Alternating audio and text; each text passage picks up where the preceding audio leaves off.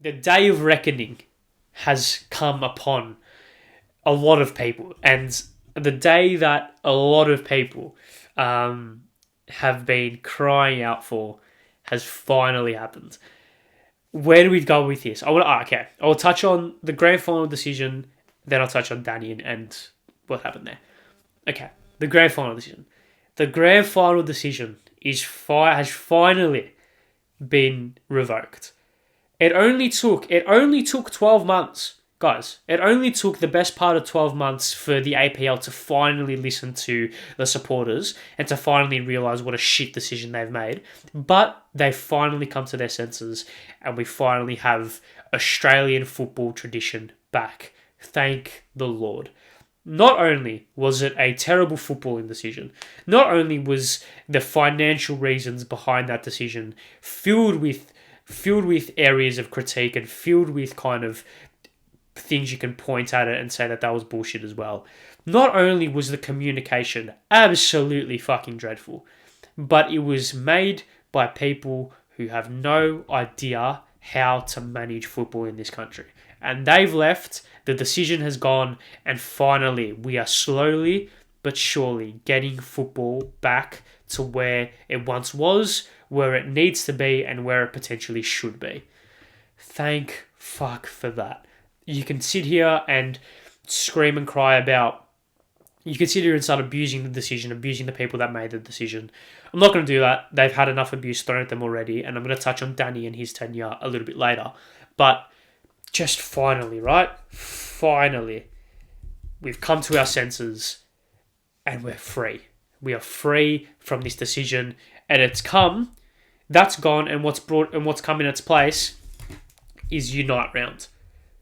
Why didn't they just do this? Why didn't they just do this from the start? This would have made so much more sense. It would have been such a better financial decision for the league. It would have been such a better decision for the fans. It just makes so much more sense. We saw the success of Magic Round in the NRL. We saw the success of Gala Round in the AFL. While it might not be as successful as both of those two sports and their versions of it, if we can have half the amount of success that those two rounds have had for the A-League, it's a success in my opinion. Because you have all of the men's teams, all the women's teams in one city over a weekend. It just makes so much sense. It just makes so much sense. You can finally get a proper kind of festival of football, a party-like atmosphere, a carnival-like atmosphere where everyone's there, the vibes are high, good weather, good football. It just makes so much more sense. It just makes so much more sense. So they finally came to their senses and they were able to just finally make a good decision. It only took them 10 months. So it could have taken them 3 years, which was the initial kind of time frame. But it's happened, and we can forget that their last 12 months ever happened. Well, we can't really forget. We can remember and then discard. Maybe that's a way to describe it, because you can't really forget it because of just how important it's been. Or not important, just how substantial it's been. That's the word, substantial. So yeah, thank the Lord that the decision has been reversed. There was about 4 people in the entirety of the country who wanted that decision to stand. And those 4 people sucks to suck, I guess. So yeah, there you go. It's finally been reversed. Great, awesome, terrific stuff. Just magical. Okay, now, that's what I want to touch on about the grand final decision. Because I don't really think you can speak a lot about that without just saying, hooray, it's gone. Hooray, Unite Round's in. Great. Because, you know what I mean. It's not really like, you can't really speak a lot more about it than that. Okay. What you can speak a lot more about is Danny Townsend. Now, for those who don't know, for those who didn't say, Danny Townsend has left his role as chair or CEO of the APL. He's taken up a move into the Middle East. So I would like to clarify before I'm going to say what I'm about to say. I feel far more comfortable saying a lot more because I know Danny Townsend is still in a job. Danny Townsend was sacked and didn't have a job. I feel it would be pretty harsh to kick a man while he's down, but he's gone to Middle East. He has a job, so I feel like we can critique his decision making and his tenure fairly. Okay. With that statement out of the way, let's dissect. Now, Danny Townsend was before he became APL chair or CEO or whatever, he was obviously head of Sydney FC, was high up at that club, and did a lot of things that were beneficial for the club, right? So from a business perspective, I think he ran Sydney FC pretty well. Not terrifically, not terribly, just ran them okay. Came into the role as the APL, and I think as chair of the APL or whatever, and I think you have to give credit where credit is due. He was probably the most transparent CEO the league has ever seen. And I think for that, you have to commend him. You have to commend him for that. You have to give credit where credit is due, and you have to say, okay, fair enough. You were very transparent. This is before the decision. You were very transparent. You were open with your dialogue.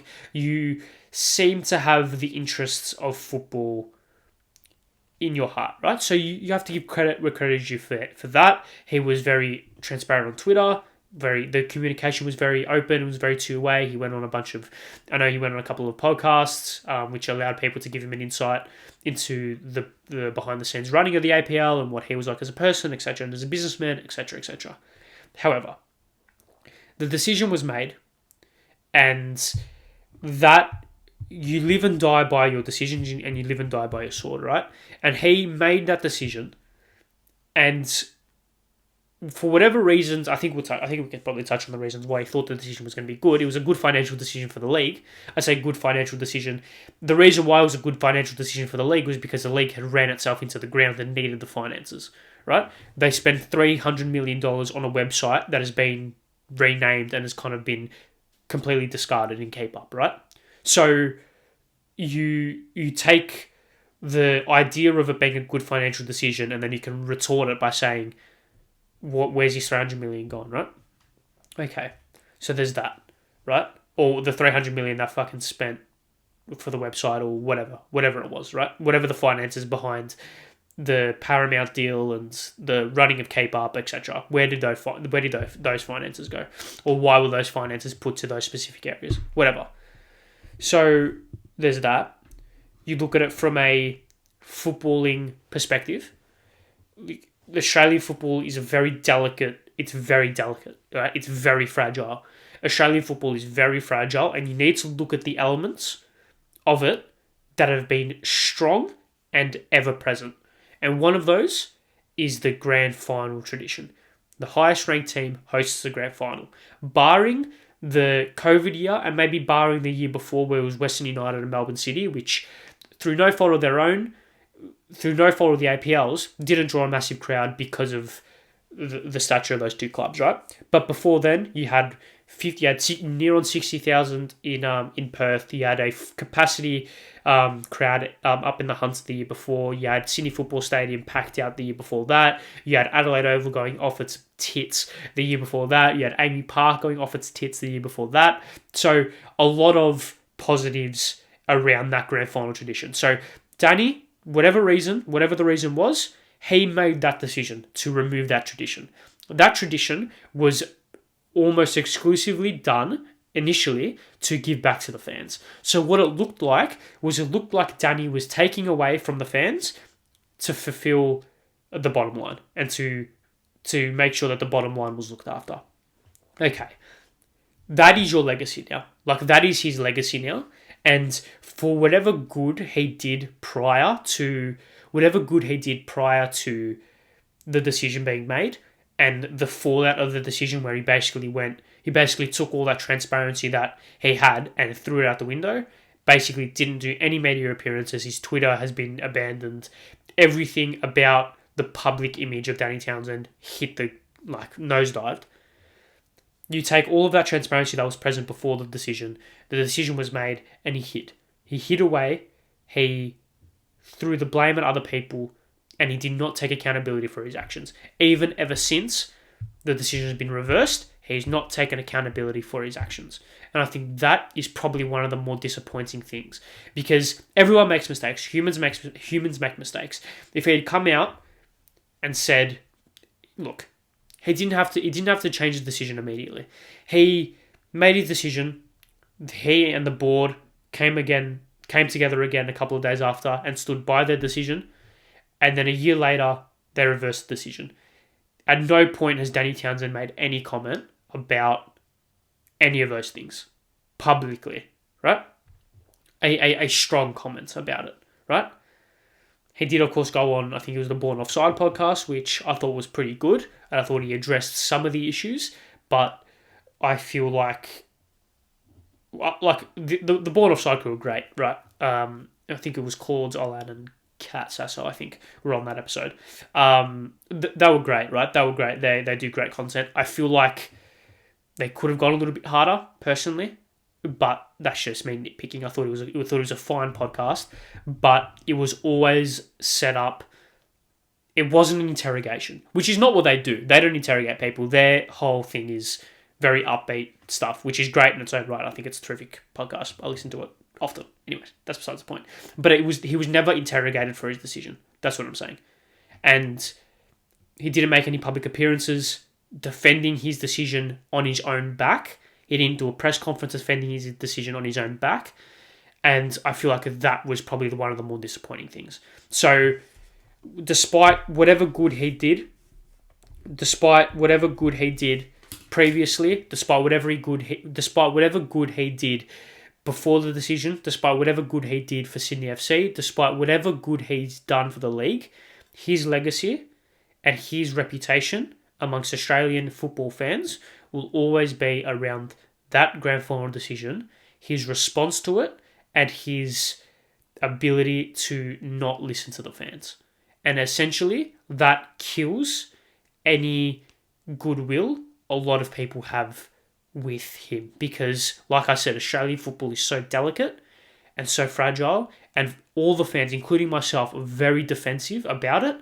So as soon as one bad thing happens, as soon as one person makes the wrong decision to fulfill the bottom line instead of fulfilling the best interest of the fans, people jump on them. And whether it's right or wrong, who knows? But at the end of the day, he did wrong by Australian football fans, and that is the legacy that he will hold probably forever when it comes to a sporting businessman perspective.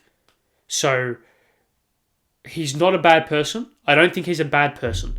I just think he made the wrong decision and went about it the wrong way, and was unable to fulfill the standards that Australian football fans hold of the person leading the APL, which is look after the fans first, then the bottom line.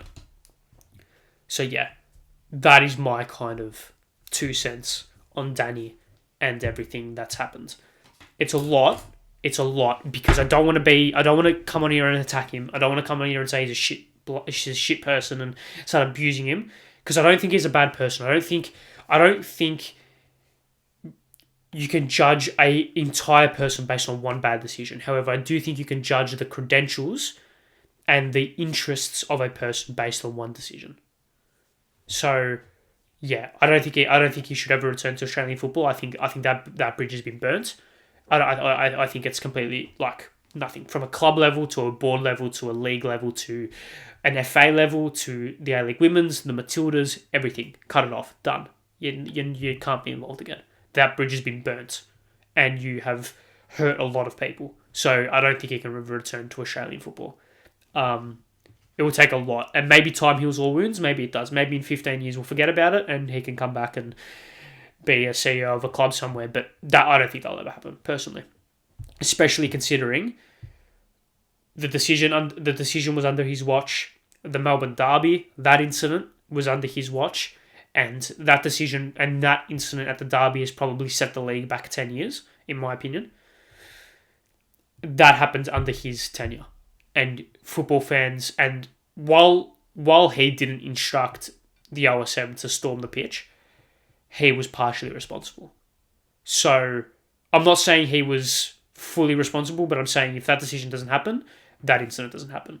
And not only did that incident happen under his tenure, the response to that incident and everything around that incident happened under his tenure. A lot of bad things happened. So, yeah. That's all I got to say, I think, about that. I don't hate him. I don't hate him as a person. I don't think he's a bad person. I just think he made a bad decision. and I don't think it can be rectified. So